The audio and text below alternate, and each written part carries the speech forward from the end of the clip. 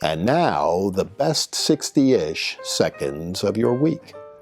And they say another day, another hotel room, but this time it's beautiful mid-coast Maine. So I thought I'd sit out on my balcony just to make all of you a tiny bit jealous. This week we saw an interesting political week as Liz Cheney went down in flames in the Wyoming primary.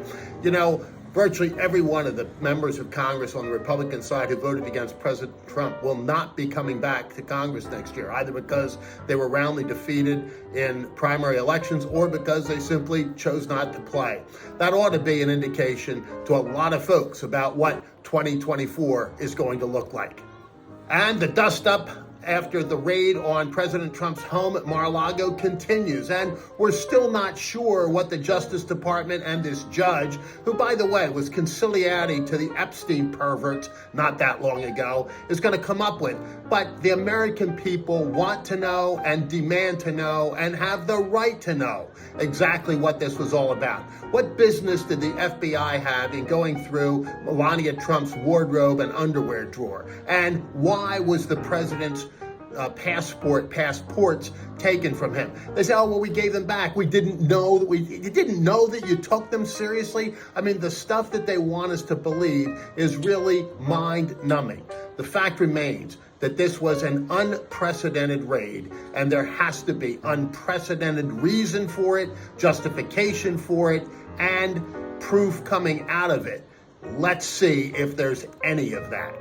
And finally, a little bit closer to home, an unforced error a little bit of time ago by Mehmet Oz, the Republican candidate for Senate in my state, is now making national news and turning out to be a big fundraising boon for his Democrat opponent. He talked about crudité instead of a vegetable tray and misnamed the store in which he was shopping. You know, this is reminiscent of John Kerry asking for Swiss cheese on his cheesesteak in Philadelphia. You simply can't do these things. But the fact of the matter also remains that the real issues are now going to come to the fore. And a distinction between the far left policies and plans of John Fetterman and Mehmet Oz's own vision for America's future are going to be the focal point of the fall campaign. It's about time. The silly season of summer is over. People are coming back to work, getting back into their routines, and the campaigns are ready to hit high gear. Here's the opportunity for Republicans to tell the story about John Fetterman and what the far left Democrats in the Senate would do if they continue to have the majority, just as they've been doing over the course of the past 2 years. I hope you're all having a great summer. I know I am. And for now, that is the best 60-ish seconds of your week.